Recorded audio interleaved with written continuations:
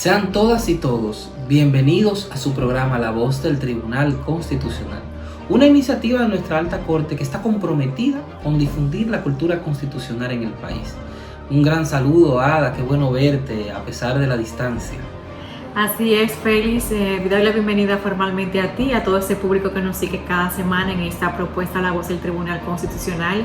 Nosotros buscando la manera de informarles a todos ustedes acerca del quehacer esta Alta Corte, no obstante la situación actual del COVID-19 que nos está afectando en nuestro país y a nivel mundial. Bienvenidos y bienvenidas a La Voz del Tribunal Constitucional. Muchas gracias, Ada. Esta semana tenemos un programa especial para conmemorar un nuevo aniversario del movimiento 14 de junio. Y en la entrevista, precisamente, conversamos con uno de los sobrevivientes de esta gesta patriótica, el licenciado Rafael Pérez Modesto, con quien hablamos precisamente de la importancia de este movimiento y de la relevancia que ha adquirido desde el punto de vista histórico como un elemento trascendente de la definición de la dominicanidad. Así es, Félix, y dándole continuidad a la entrevista central de esta semana, en el reportaje vamos también a abordar este tema acerca del movimiento 14 de junio, liderado por Manolo Tavares Justo y Minerva Mirabal en el 1959, un movimiento que se creó en contra del dictador Rafael Leónidas Trujillo. Bueno, y además tendremos, por supuesto, nuestros acostumbrados segmentos: Vivir en Constitución, Efemérides Constitucionales, Reflexiones para vivir en Constitución y mucho más. Así es, e iniciando de inmediato con el primer segmento de este día, de las noticias, vamos a pasar a nuestro compañero Tomás Marte para que nos informe acerca de lo que hemos estado haciendo durante esta semana en el Tribunal Constitucional. Bienvenido, Tomás, un placer saludarte. Gracias por acompañarnos en esta edición informativa en su espacio La Voz del Tribunal Constitucional. Como siempre, para mí es un privilegio llevarles las principales noticias generadas en nuestra Alta Corte. Comencemos de inmediato. Los jueces del Tribunal Constitucional conocieron varios expedientes a través de las sesiones virtuales que se han estado desarrollando. En relación al expediente número TC-04-2019-0155, interpuesto por el señor Francisco Mejía Ngomás contra la sentencia número 7 de fecha 24 de enero de 2018 por la tercera sala de la Suprema Corte de Justicia, la decisión adoptada fue declarar el recurso inadmisible. Sobre el expediente número TC-04-2019-0211, incoado por la Dirección General de Impuestos Internos DGI contra la resolución número 11-2019, dictada por la tercera sala de la Suprema Corte de Justicia en fecha 30 de enero de 2019, se decidió declarar el recurso inadmisible. Asimismo, se conoció también el expediente número TC-04-2019-0212, interpuesto por los señores Miguel Óscar Vergés Ches y Máximo Manuel Vergés de Froa, contra la sentencia número 784, dictada por la tercera sala de la Suprema Corte de Justicia en fecha 21 de noviembre de 2018, y la resolución número 2017-0177, dictada por el Tribunal Superior de Tierras del Departamento Noreste en fecha 21 de agosto de 2017. La decisión adoptada en este caso es declarar la inadmisibilidad del recurso. En cuanto al expediente número TC-04-2019-0114, incoado por los señores Javier Belluer Guillamón, Luis Mejía Melo y Eugenio Ramírez García, contra la sentencia número 320 de fecha 20 de abril de 2016 por la primera Sala Civil y Comercial de la Suprema Corte de Justicia, el Pleno del Tribunal Constitucional decidió declarar el recurso inadmisible. En lo que respecta al expediente número TC-04-2017-0220, incoado por la Corporación Avícola del Caribe, Pollo Cibao, y el señor Andrés Manuel Villasmil Buenmayor, contra la resolución número 263217, dictada por la segunda Sala de la Suprema Corte de Justicia en fecha 9 de junio de 2017, la decisión tomada es declarar la inadmisibilidad del recurso.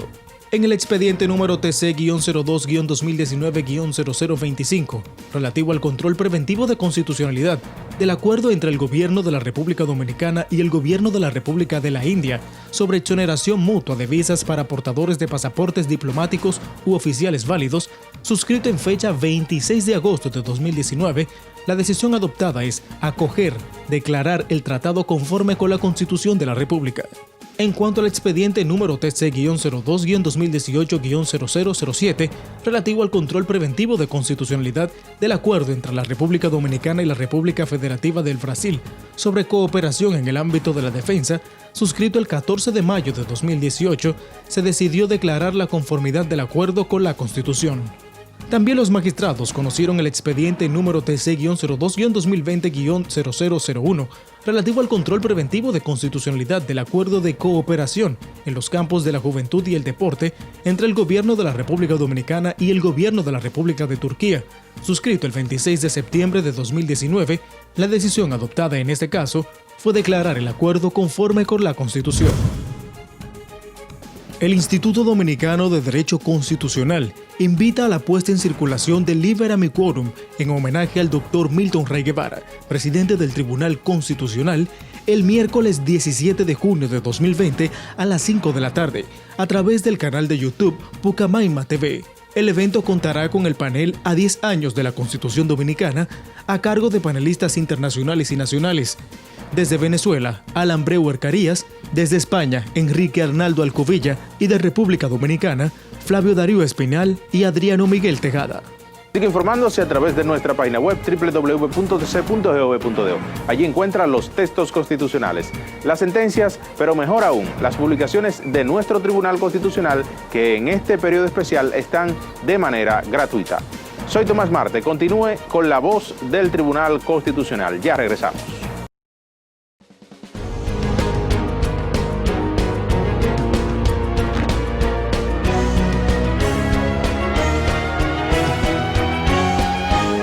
Noticias TC.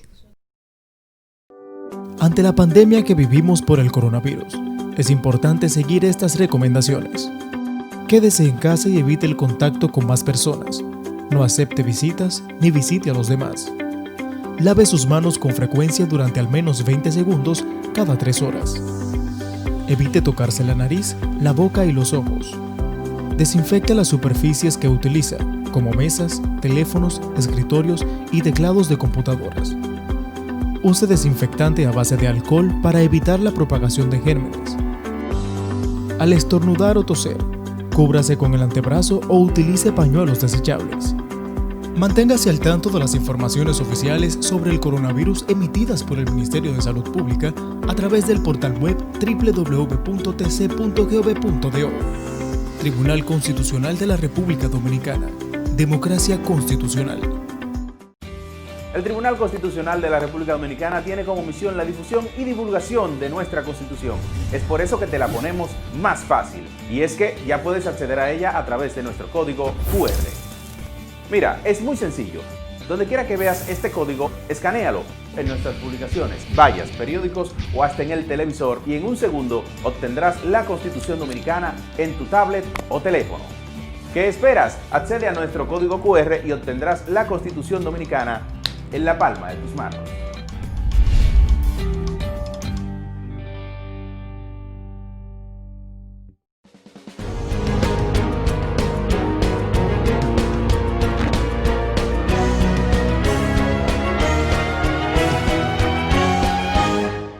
Artículo de la Constitución.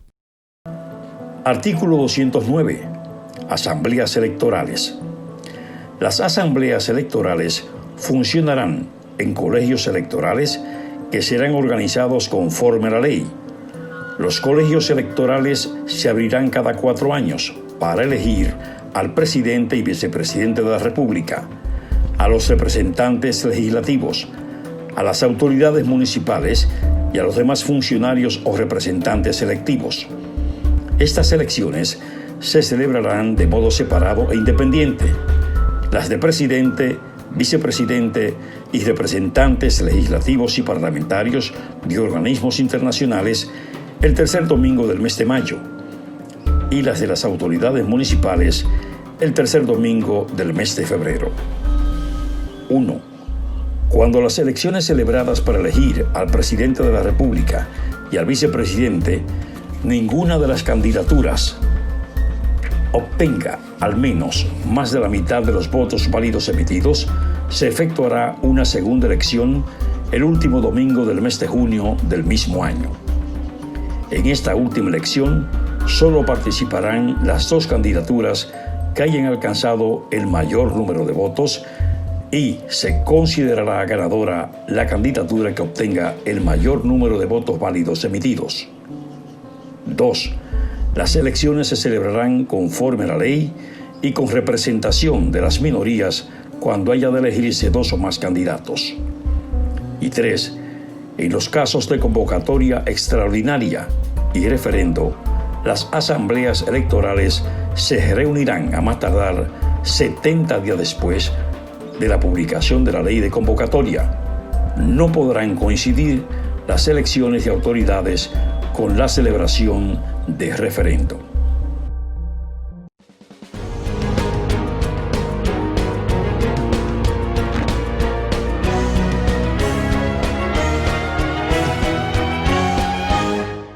Artículo de la Constitución.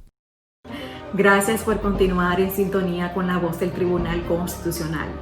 Como anunciamos al inicio de este espacio, continuamos presentándoles en esta semana el segmento Reflexión para Vivir en Constitución. El mismo sabemos que ha calado en el gusto de los y las dominicanas. En esta ocasión continúa presentándolo nuestro honorable magistrado presidente de este Tribunal Constitucional, el doctor Milton Ray Guevara. Veamos sin más preámbulos qué nos tiene preparado para el día de hoy el magistrado Milton Ray en el segmento Reflexión para Vivir en Constitución.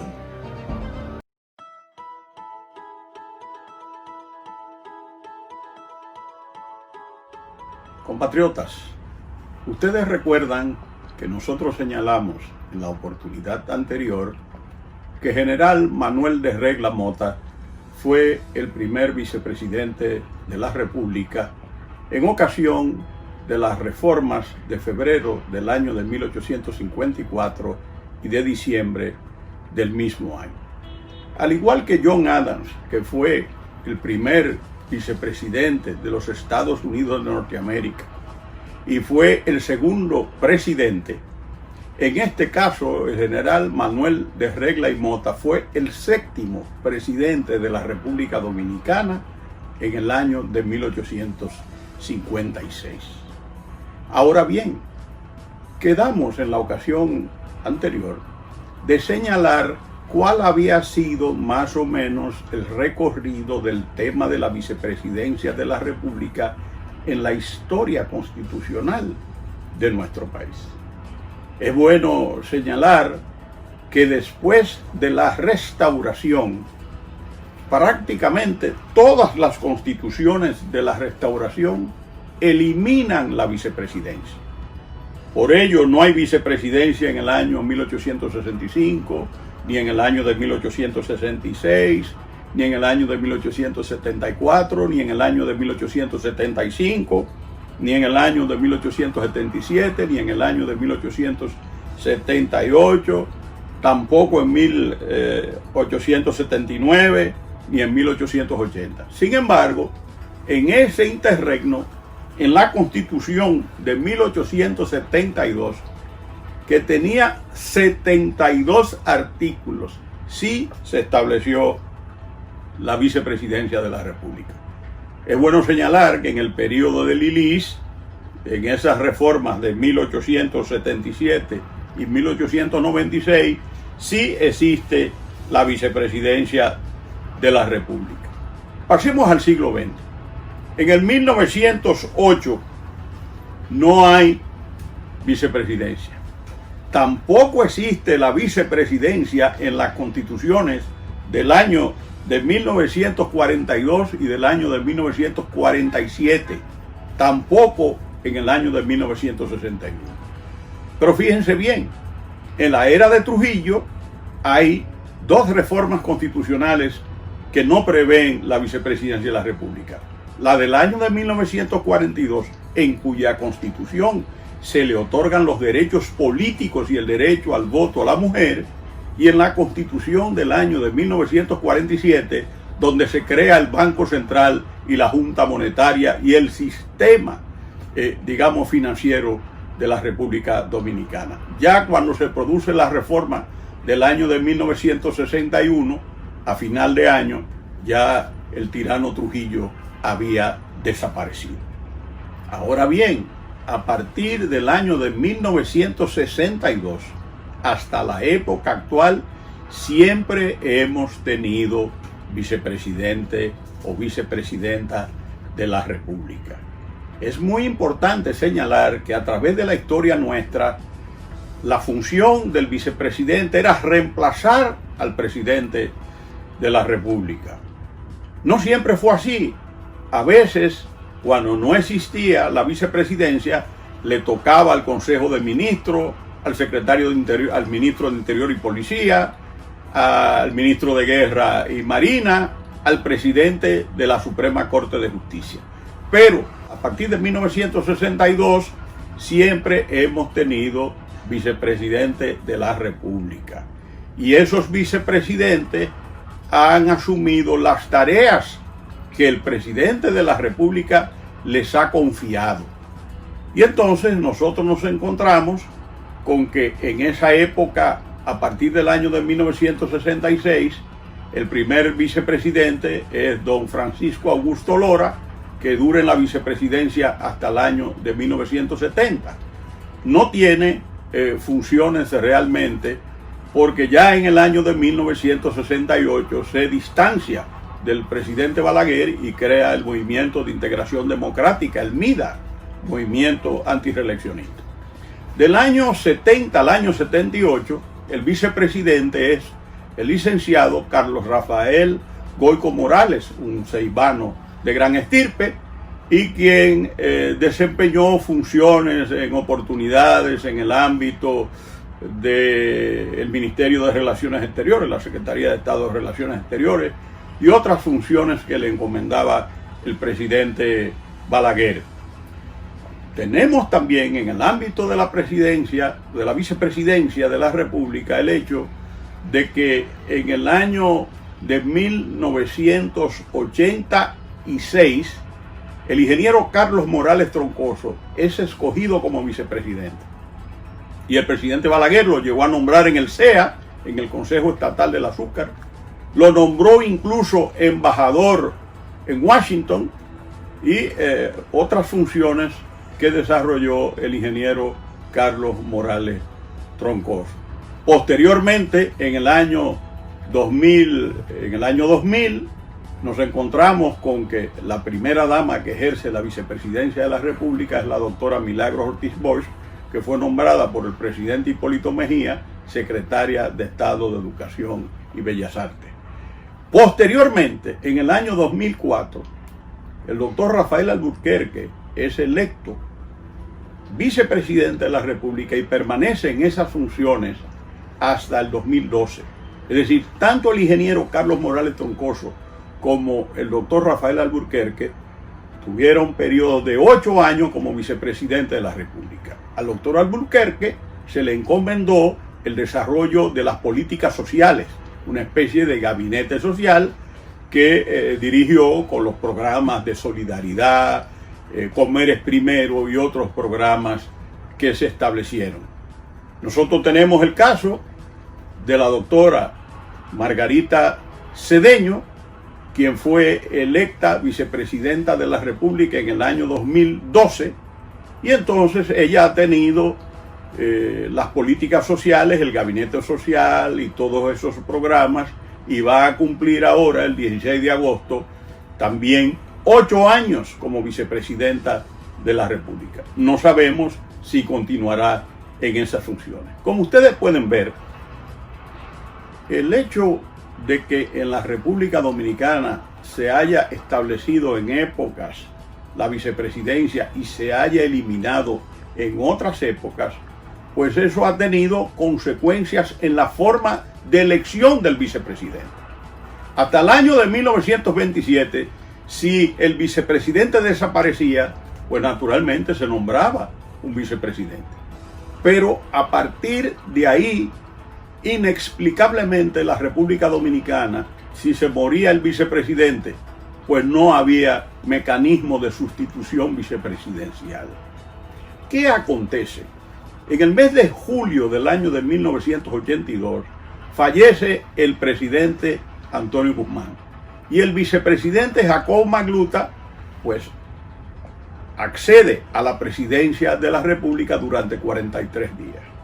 Este servidor se encontraba como cónsul general de la República Dominicana en la ciudad de Nueva York, y como consecuencia de ese fenómeno de que el país se había quedado sin vicepresidencia, dio unas declaraciones al vespertino El Nacional, aparecidas en la edición del día 8 de julio del año de 1982 en la página 4, donde reclamaba o sugería un nuevo mecanismo de sucesión o sustitución del vicepresidente de la República.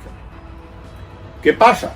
Cuando el presidente Jorge Blanco accede al poder, nosotros publicamos un artículo en el periódico Listín Diario, el lunes 4 de enero de 1983, en la página 7, donde planteamos la necesidad de un mecanismo de sustitución vicepresidencial. Ya el presidente Jorge Blanco en su toma de posesión lo había planteado. Nosotros no imaginábamos que ese caballero extraordinario, amigo, buen hombre público, político de una gran dignidad, don Manuel Fernández Mármol, el querido don Manolo, que era el vicepresidente del presidente Jorge Blanco, iba a fallecer como vicepresidente, y el país se quedó sin vicepresidente. Y cada vez que el presidente Jorge Blanco viajaba al exterior, el doctor, mi querido compatriota y compueblano y admirado presidente de la Fundación Institucionalidad de Justicia, don Manuel Vergés Chupani, en su calidad de presidente de la Suprema Corte de Justicia, pues naturalmente accedía a la presidencia interina. En la reforma de la Constitución del 26 de enero de 2010 se estableció finalmente un mecanismo de sucesión presidencial, vicepresidencial. ¿Y qué pasa? ¿En qué consiste? Que si muere el vicepresidente de la República, el presidente, en los 30 días de haber fallecido el vicepresidente, somete una terna a la Asamblea Nacional para que sea escogido el nuevo o la nueva vicepresidenta. Si no lo hace en ese lapso de 30 días, la Asamblea Nacional puede proceder motu propio a elegir al nuevo o la nueva vicepresidenta de la República. Como ustedes pueden ver, la historia de la vicepresidencia, la historia del vicepresidente, aparece en la Constitución norteamericana de septiembre del año de 1787 y se ha trasladado a múltiples países, incluyendo en nuestra República Dominicana, a pesar de que en nuestra primera Constitución del año de 1844, del 6 de noviembre, la Constitución de San Cristóbal, no apareció la vicepresidencia de la República. Será hasta la próxima.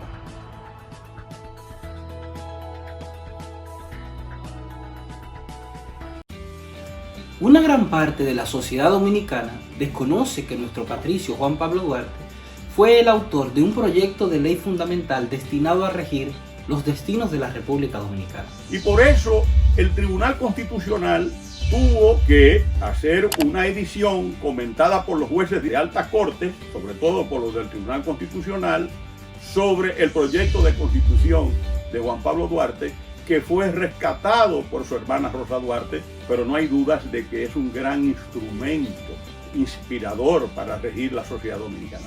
Para conocer acerca del proyecto de ley fundamental de Duarte comentado por jueces de las altas cortes, puedes acceder al portal web del Tribunal Constitucional, pestaña Servicios, Publicaciones. También puedes descargarlo directamente a través del siguiente código QR.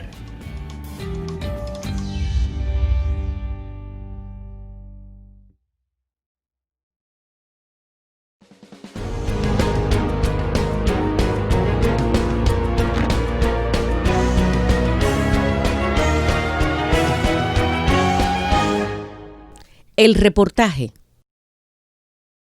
Continuamos con más de La Voz del Tribunal Constitucional.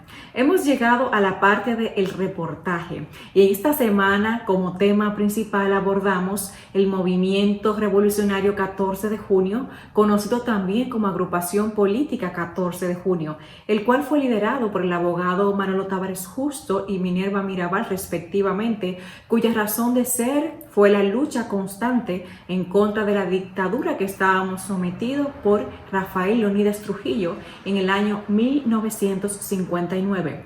Este 14 de junio se conmemora 61 años de la creación de este movimiento, así que veamos este importante reportaje.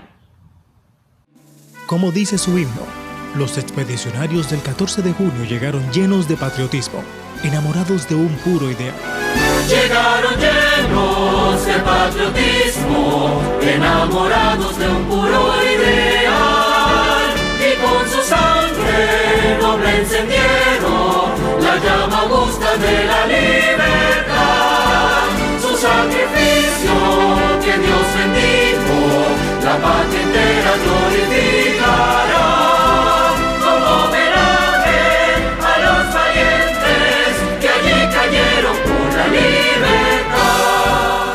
Esa acción armada realizada por patriotas que desembarcaron por 3 puntos de la geografía nacional fue un movimiento guerrillero que buscaba el derrocamiento de la férrea tiranía de Rafael Leónidas Trujillo Molina, quien llevaba 31 años controlando el poder en la República. El 14 de junio de 1959, las tropas del denominado Movimiento de Liberación Dominicana, integrado por dominicanos y solidarios ciudadanos de otras nacionalidades que, luego de un periodo de entrenamiento en Cuba, decidieron llevar a cabo el proyecto de poner fin a la dictadura trujillista. Los combatientes por la libertad eran de diferentes nacionalidades, predominando los dominicanos, que eran 151.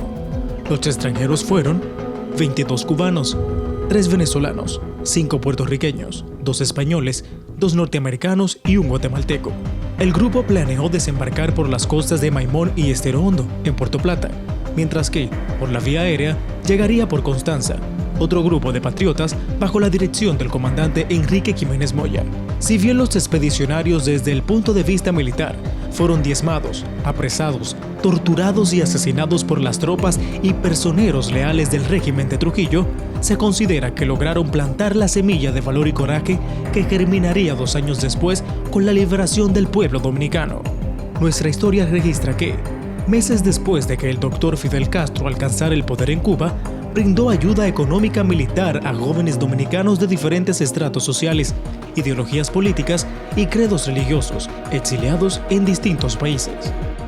Al grupo se unieron jóvenes dominicanos exiliados en Puerto Rico, Estados Unidos, Venezuela, Costa Rica y en otros países, para iniciar entrenamientos en la finca Mil Cumbres, situada en Pinar del Río, Cuba. El propósito era llevar a cabo la lucha armada contra el régimen tiránico y despótico de Trujillo. Los jóvenes revolucionarios tuvieron como enlace con los entrenadores cubanos a Enrique Jiménez Moya, quien luego comandaría la expedición armada.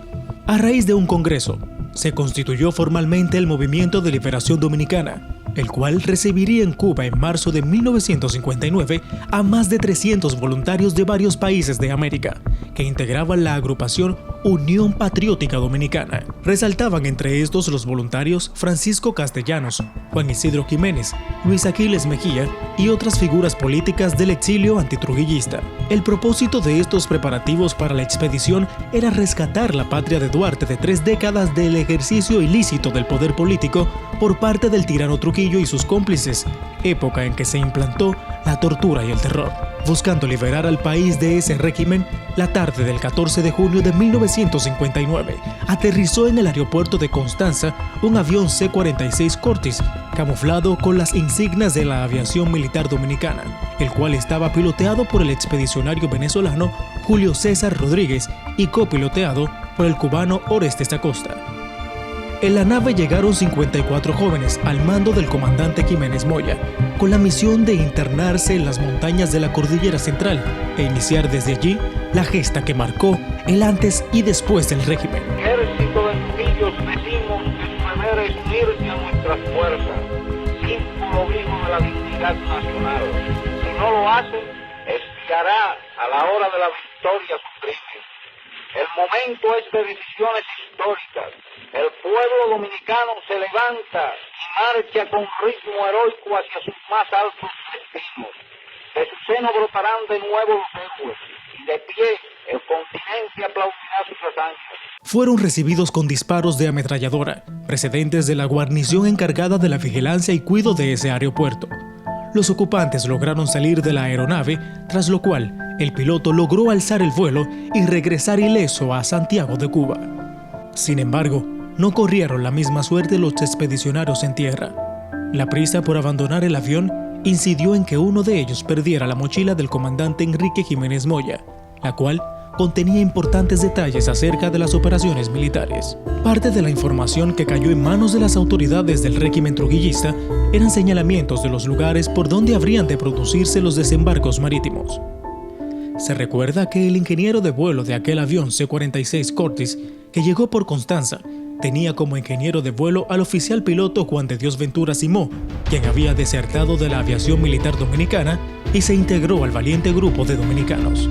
Cuando los militares al servicio del régimen de Trujillo tomaron posesión de la mochila, pensaron que se trataba de una operación para distraer la atención, pero al descubrir que dicha mochila contenía una fuerte suma de dólares, dieron crédito a lo que habían encontrado.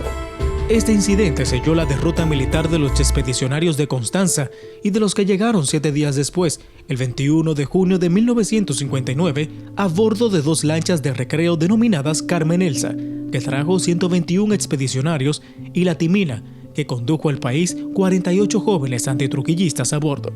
Su salida fue desde Punta Arena en la bahía de Nipe, Cuba. Después de elevar anclas, pusieron rumbo a República Dominicana, no sin antes abortar 2 intentos de sabotajes llevados a cabo por agentes encubiertos al servicio de Trujillo. Las 2 lanchas arribaron a las costas dominicanas el sábado 20 de junio y, según el plan, una atracaría en Maimón y la otra en Estero Hondo, Puerto Plata, pero fueron interceptadas por un guardacostas y una fragata de la Marina de Guerra, así como también por avispones P-51 y Vampiro de la aviación militar dominicana.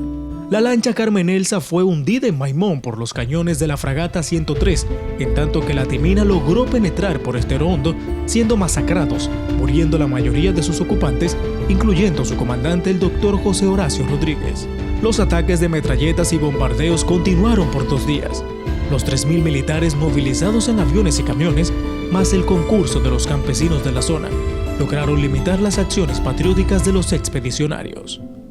Los que resultaron heridos fueron fusilados en el mismo lugar, en tanto que los resultados ilesos fueron trasladados a la base aérea de San Isidro, donde se sometió a crueles torturas.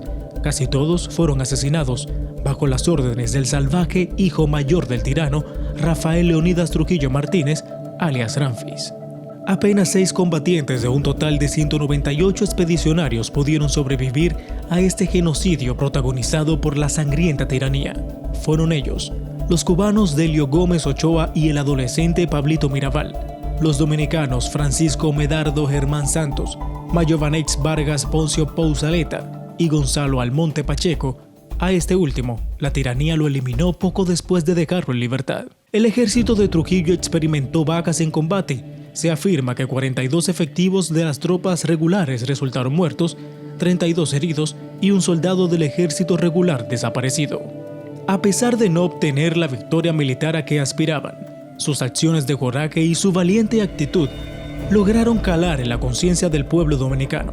Con su sangre y sacrificio, sembraron la semilla que al fin germinó y produjo la liberación dominicana, el término de una dictadura sanguinaria patrocinada por Trujillo y sus aduladores. Así se abrieron las compuertas libertarias y a poco tiempo, el 30 de mayo de 1961, un grupo de hombres armados ajustició a Rafael Leonidas Trujillo Molina, mientras transitaba por lo que hoy es carretera 30 de Mayo, cuando se dirigía a la llamada Hacienda Fundación en San Cristóbal. Mataron al chivo en la carretera, mataron al chivo en la carretera, Déjenmelo ver, déjenmelo ver, déjenmelo ver. Mataron a Chivo y no me lo dejaron ver.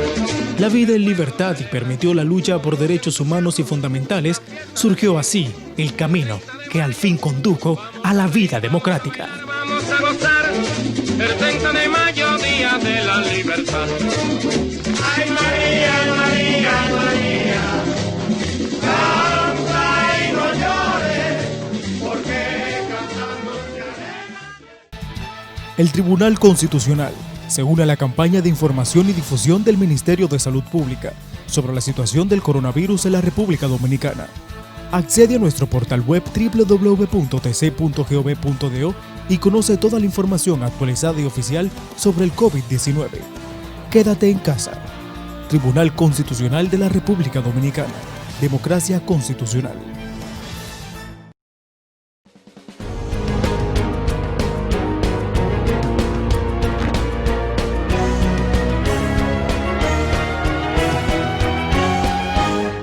La entrevista. Muchas gracias por continuar con nosotros en La Voz del Tribunal Constitucional. En la entrevista de la semana conversamos con Rafael Pérez Modesto, un profesional de la administración con una dilatada carrera de servicio público. Además es un patriota, miembro del movimiento 14 de junio, con un rol estelar en el levantamiento constitucionalista de 1963. Con él vamos a hablar precisamente de la importancia de este movimiento que está próximo a conmemorar un nuevo aniversario. Bienvenido a este espacio, La Voz del Tribunal Constitucional. Bueno, es un grato honor tener participación en este programa, La Voz del Tribunal Constitucional. Para mí es un motivo de orgullo tener una breve participación en el mismo y reitero mi disposición incondicional de participar cuantas veces ustedes así lo crean necesario. A más de 60 años de la gesta del 14 de junio, ¿qué nos puede decir acerca de ese acontecimiento? La gesta del 14 de junio de 1959, que uno le llama el 14 de junio, pero yo le llamo la gesta heroica de junio de 1959, porque el 14 de junio hubo un desembarco en Constanza aéreo, pero el 20 de junio hubo el desembarco en Luperón, en Maimón y Estero Hondo, que era simultáneo que iba a llegar. Entonces ese es un acontecimiento que traza la pauta del derrumbamiento del régimen de Trujillo, que se había mantenido sólidamente como la dictadura más feroz de América. Es un suceso que acontece por dos variables.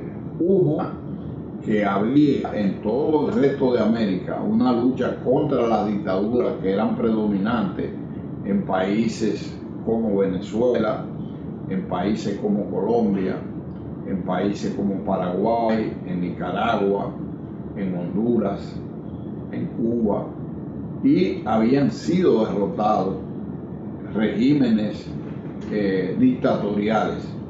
Y la República Dominicana era para toda Latinoamérica la afrenta más terrible y la dictadura sin ejemplo, como la llamó en una de sus obras el profesor Juan Bosch.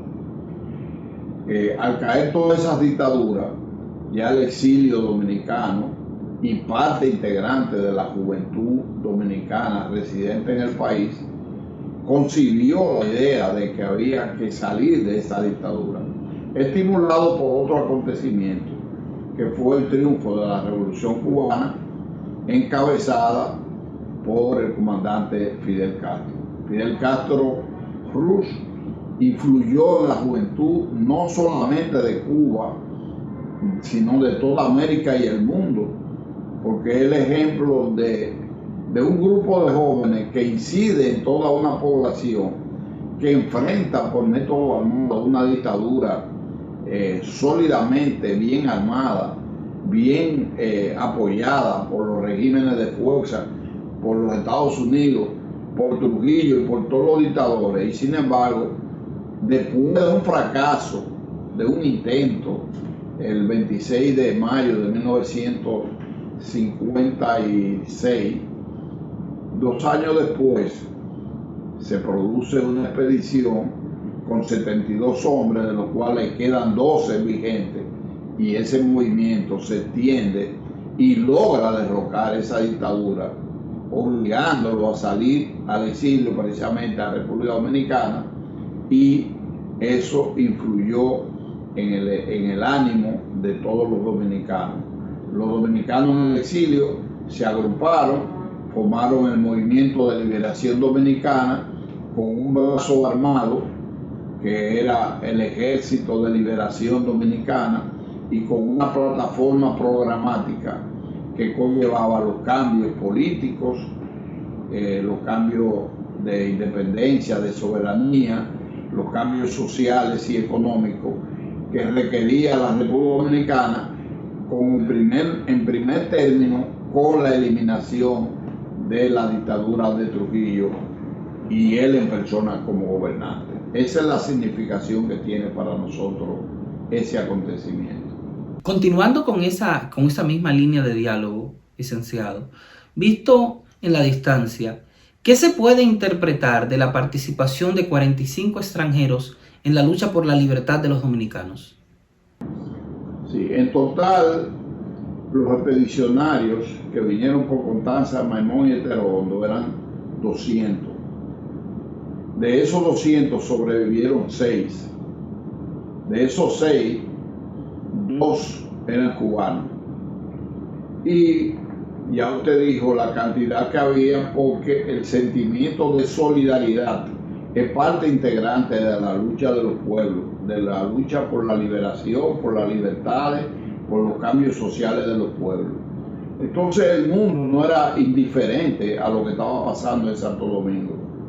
Junto con los dominicanos que ya habían participado en experiencia, bueno, muchos dominicanos lucharon y murieron por la Revolución Cubana, lucharon y combatieron por la liberación de Costa Rica, lucharon en Nicaragua, lucharon en Paraguay, lucharon en la Segunda Guerra Mundial. Los dominicanos no fueron ajenos a los cambios, a las revoluciones que se habían establecido en otros países. Entonces, un grupo de cubanos, un grupo de españoles, norteamericanos incluso, por lo menos 2, boricuas, y principalmente muchos dominicanos residentes en Venezuela y venezolanos que se integraron a eso, sumaron 45. Ese es el mejor ejemplo de solidaridad internacional. Y ese es un principio que no va a variar. Y cuando no se da eso, ningún proceso de cambio es posible. Usted tuvo la oportunidad de participar directamente en 1963 en la guerrilla del movimiento 14 de junio encabezado por Manolo Tavares Justo. ¿Qué usted nos puede contar acerca de esa experiencia? Yo decía que la Revolución Cubana influyó en la juventud de toda América y gran parte del mundo, incluyendo África y otros países. Y nosotros, un país cercano que vivió una dictadura más férrea que la propia de Cuba, pero con elementos negativos que contrarrestaban la posibilidad de éxito nuestro. El 70% de la población dominicana era campesina, y era campesina, una población campesina sin educación, sin capacidad de formación educativa, una población con mucho miedo, con mucho más miedo que en las ciudades, porque por lo menos en las ciudades, intelectuales, estudiantes, universitarios, jóvenes, trabajadores, habían tenido experiencia de lucha y tenían otra formación mínima, pero en común, uno y otro acontecimiento van vinculados.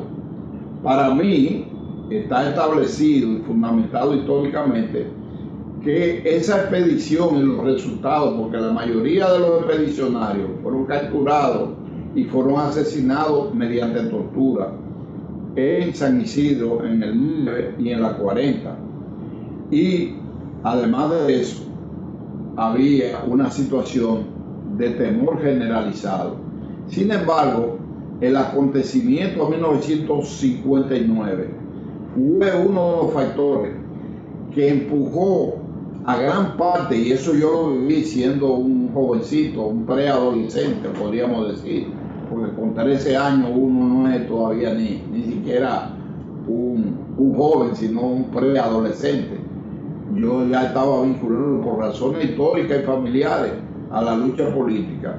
Además de que estaba vinculado, yo era seminarista y estaba vinculado a la resistencia contra Trujillo.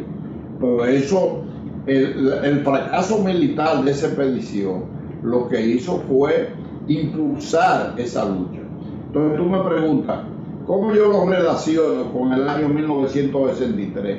En 1963, después de las primeras elecciones libres, después de 31 años de dictadura, se establece un gobierno democrático respetuoso de las libertades públicas, la soberanía y los cambios sociales, y es derrocado por los sectores más recalcitrantes. ¿Qué se creyó? Bueno, que con un levantamiento popular como el de 59, como el sucedido en Cuba, que fue ese mismo año, el día 1 de enero de 1959, entra triunfante Fidel Castro y Che Guevara. Sin embargo, aquí no estaban dadas las condiciones para ese levantamiento, porque era un país de menos de 3 millones de habitantes y el 70% de ellos eran en el campo. Había la misma situación de temor y no había una resistencia organizada interna, ni había tampoco un movimiento de respaldo militar al mismo. Entonces, ambos tuvieron la misma consecuencia. Levantamientos que produjeron un gran impacto en la población, la muerte de dirigentes políticos trascendentes.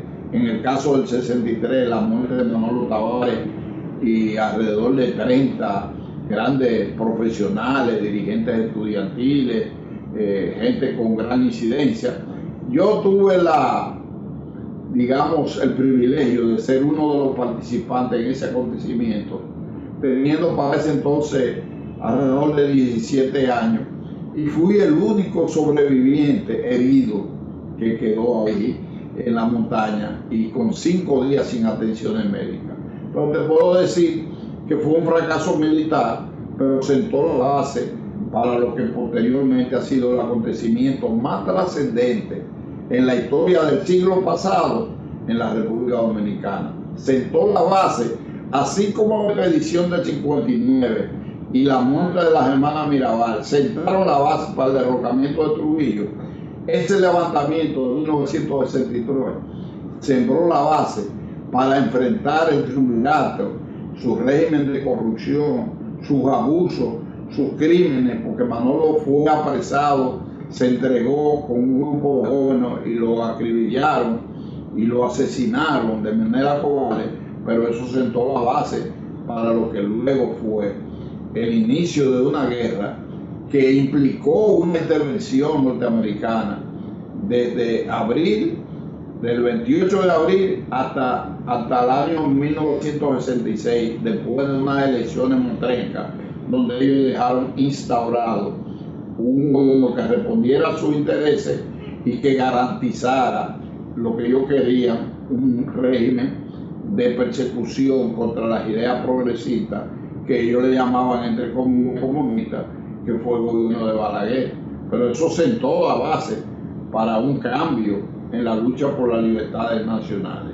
Entonces esa es la relación y la diferencia que tienen uno y otro acontecimiento. A propósito, yo escribí un libro que voy a mostrarle a ustedes con la vivencia del movimiento guerrillero del 63, de mi autoría como vivencia de un guerrillero, y otro que fue una conferencia en la en la Academia Dominicana de la Historia, que es un análisis crítico ya a ese levantamiento que ofrece muchas informaciones, muchos datos y muchos enfoques documentados en términos históricos que explican el porqué del fracaso de esos acontecimientos.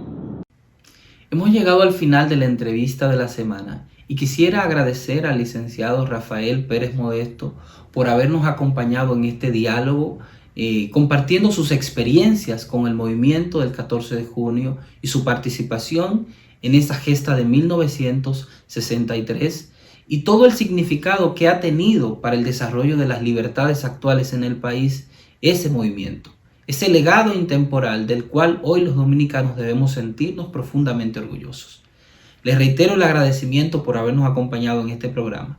Y a ustedes en sus hogares les decimos que no se vayan, porque tras la pausa continuamos con más en La Voz del Tribunal Constitucional.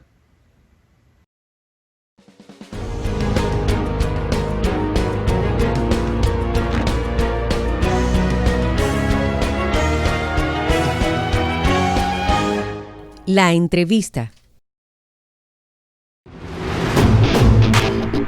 Mantente al tanto de todas las informaciones sobre el Tribunal Constitucional de la República Dominicana suscribiéndote a nuestro newsletter. Es muy fácil, solo debes acceder a nuestro portal web www.tc.gov.do, completar el formulario de registro y listo. Tribunal Constitucional de la República Dominicana. Democracia constitucional.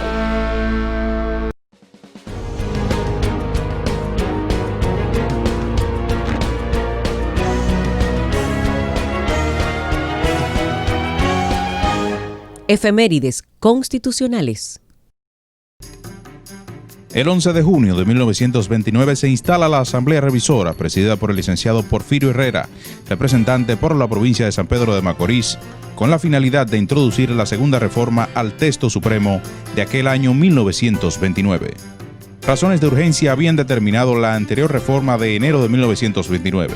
Estaba limitada a la modificación del artículo 3 del texto sustantivo anterior, el cual decía, entre otras cosas, lo siguiente: el territorio de la República Dominicana, incluso el de las islas adyacentes, es y será inalienable. Sus límites, que comprenden todo lo que antes se llamaba parte española de la isla Santo Domingo y de las islas adyacentes, son por tanto, por el lado de occidente los mismos que en virtud del Tratado de Aranjuez de 1777 lo dividían en 1793 de la parte francesa. Esto motivó que poco tiempo después se creara una comisión de reforma interparlamentaria, integrada por 3 senadores y 4 diputados, para que prepararan la revisión constitucional, tomando en cuenta la opinión de magistrados del orden judicial y de reconocidos juristas. Instalada la Asamblea Revisora bajo la presidencia del licenciado Porfirio Herrera, se nombró una comisión redactora del proyecto compuesta por los licenciados Pedro Troncoso, Roberto Mejía, Enríquez Estridels, Clodomiro Mateo, y así como por los señores Eliseo Alfau Pérez y José A. Hungrías. El 17 de junio de 1929 la referida comisión presentó el proyecto de reforma conjuntamente con la exposición de motivos. Al siguiente día, el 18 de junio de 1929, se dio inicio a la primera lectura y discusión del proyecto de reforma, y el 20 del mismo mes y año, el texto supremo quedó reformado. El proceso de reforma constitucional culminó y la nueva versión de la Carta Sustantiva fue proclamada ese mismo día, 20 de junio de 1929. El nuevo texto sustantivo fue publicado en la Gaceta Oficial número 4108 de fecha 25 de junio de 1929. Este texto mantuvo vigencia de 5 años hasta la reforma de 1934.